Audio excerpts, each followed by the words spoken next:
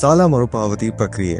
ಮೊದಲು ನಿಮ್ಮ web browser ತೆರೆಯಿರಿ ಮತ್ತು ಅಧಿಕೃತ KCC-DCL ವೆಬ್ಸೈಟ್ kccdclonline.karnataka.gov.in ಗೆ ಲಾಗಿನ್ ಆಗಿ. ಹೋಮ್ ಪೇಜ್ ತೆರೆದ ನಂತರ ಮರುಪಾವತಿ ಆಯ್ಕೆಯನ್ನು ಕ್ಲಿಕ್ ಮಾಡಿ. ಮುಂದಿನ ಪುಟ ತೆರೆದ ಬಳಿಕ ನಿಮ್ಮ ನೋಂದಣಿ ಐಡಿ ನಮೂದಿಸಿ ಮತ್ತು ಸಾಲದ ಖಾತೆ ಹುಡುಕಿ ಬಟನ್ ಕ್ಲಿಕ್ ಮಾಡಿ. ನಂತರ ನಿಮ್ಮ ಹೆಸರು ಮತ್ತು ವಿವರಗಳು ಪರದೆಯಲ್ಲಿ ಕಾಣಿಸಿಕೊಳ್ಳುತ್ತವೆ. ಎಲ್ಲ ವಿವರಗಳು ಸರಿಯಾಗಿದೆಯೇ ಎಂದು ಪರಿಶೀಲಿಸಿದ ನಂತರ ಆನ್ಲೈನ್ನಲ್ಲಿ ಪಾವತಿಸಿ ಬಟನ್ ಕ್ಲಿಕ್ ಮಾಡಿ. ಇಲ್ಲಿ ನಿಮ್ಮ ಸಾಲದ ಮೊತ್ತ ಸೇರಿದಂತೆ ಎಲ್ಲ ಅಗತ್ಯ ಮಾಹಿತಿಯನ್ನು ತೋರಿಸುತ್ತದೆ.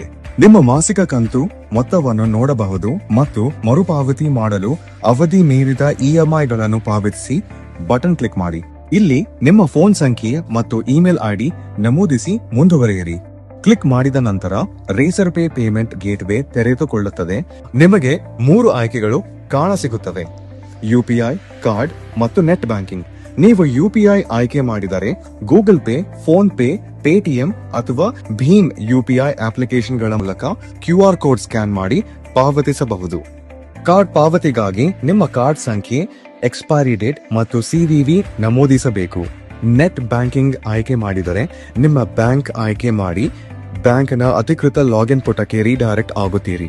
ಎಲ್ಲ ವಿವರಗಳನ್ನು ನಮೂದಿಸಿದ ನಂತರ ಕನ್ಫರ್ಮ್ ಕ್ಲಿಕ್ ಮಾಡಿ ಪಾವತಿಯನ್ನು ಪೂರ್ಣಗೊಳಿಸಿ.